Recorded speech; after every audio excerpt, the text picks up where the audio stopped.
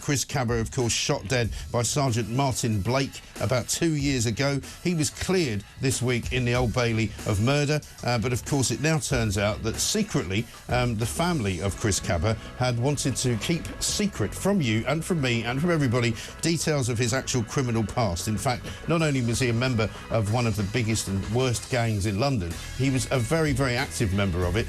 We've got video footage of him shooting somebody in a nightclub just one day before he was arrested and shot dead in London. He was actually involved in another shooting.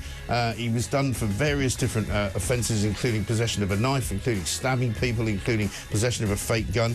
I mean, all in all, this guy was a super gang member, and of course now we're still being told by some of the powers that be we have to understand why the police and the black community don't trust each other. 0344 499 1000 638. This is Morning Glory.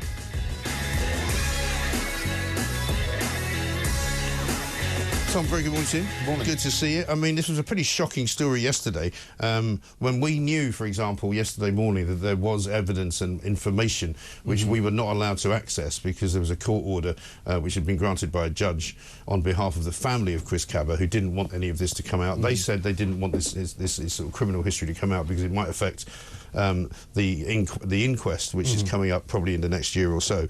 But it turns out that not only is he a member of this terribly violent drugs gang in South London, but the drugs gang has put a £10,000 bounty on the head of this police officer whose name was released because the family was so keen for his name to be released.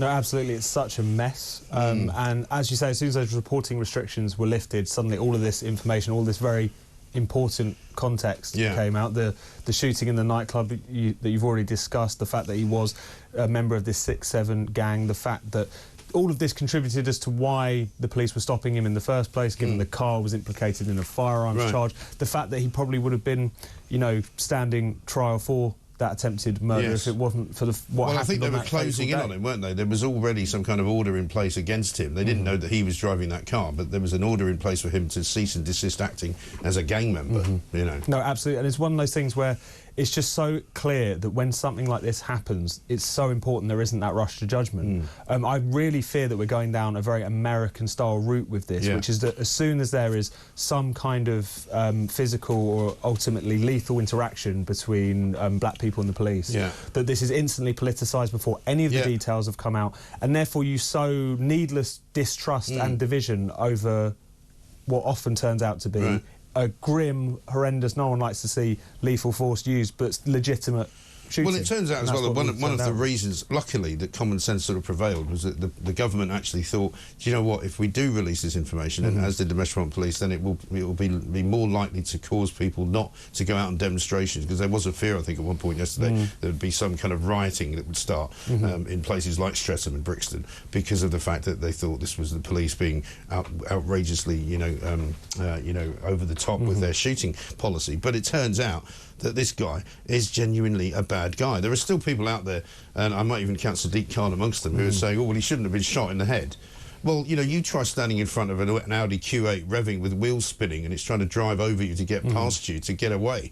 What are you going to do? And there's always a lot of fanciful talk at a time like this where people say, you could have shot the tyres off, or you could have done this, or you could have done that. These are split-second decisions which are made. This isn't the movies. This isn't the way in which these issues are dealt with. And, you know, in the fullness of time, after all of the internal investigations have taken place and whatnot, there may well have been things that could have been done better. There may well have been things that we don't know now which might cast a light on what actually happened.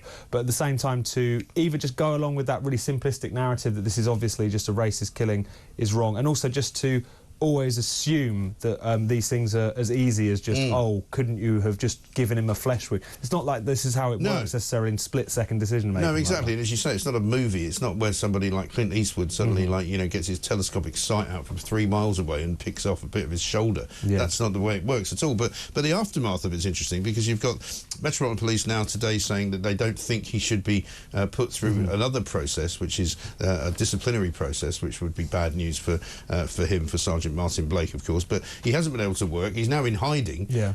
Last night on all the news reports, you know, nobody knows what he looks like because there's a £10,000 bounty on his head because the gang themselves want revenge for the kid for him shooting one of their sort of leading lights. No, absolutely, and they're offering, as you say, this £10,000 for any information, for any, you know, license plate, anything that could lead them to them. It just shows you how essentially sort of toxic these situations are, and the willingness of people to just use this as a political football is a lot grimmer now that we know one all of the these worst details. and most ridiculous things, we played the clip out yesterday, was these kind of, you know, Just Stop Oil stroke Free Palestine stroke whatever, you know, rent a mob types out chanting, you know, no justice, no peace. Yeah. And they were all white. And of course they were all middle-class white kids going, you know, this is all terrible. You know, Black Lives Matter signs being held up, but there weren't any black people actually on the demo. No, absolutely. This is a recurring feature of a lot of these protests. Insofar as this is often a very middle class, a very overgrown student, a very kind of a movement that has nothing to do with the communities in which they claim to be speaking on behalf of. Right. And unfortunately, that's going to continue to be the case, I dare say. I think so. Let's talk about the other big justice story from yesterday, and that is the release yet again of more criminals. 1,100 of them this time coming out. There's loads of pictures in the papers today, mostly, of course, of that one guy who says, big up to Keir Starmer, thanks for letting me out. This is some guy coming out on the Isle of Sheppey into a very, very pleasant-looking white Bentley. And they always seem to have... and there's a Rolls-Royce as well. There's another story. The Rolls-Royce Cullinan retails around £300,000.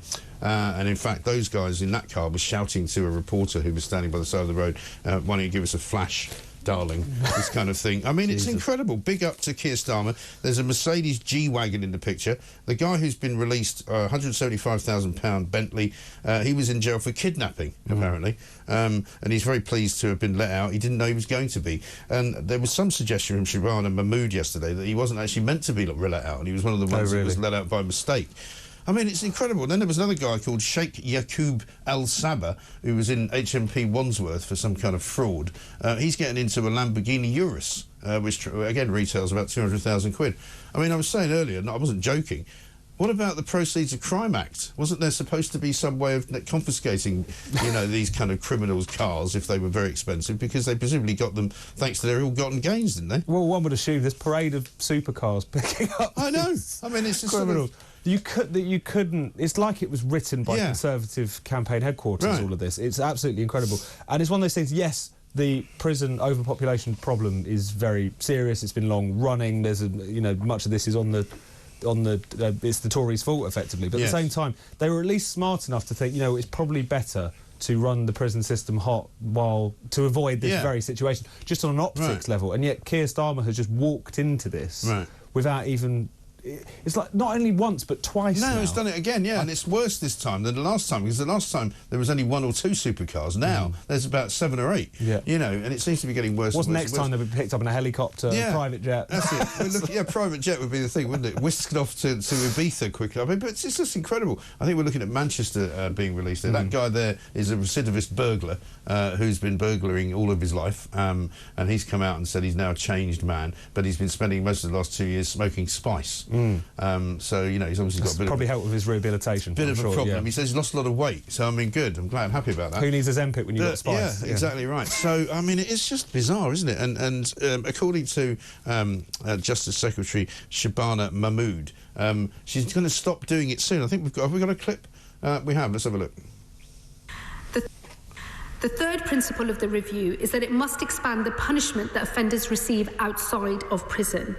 There are already ways that we severely constrain offenders, limiting their freedom outside of prison. Those under home detention curfews are, in practice, under a form of house arrest.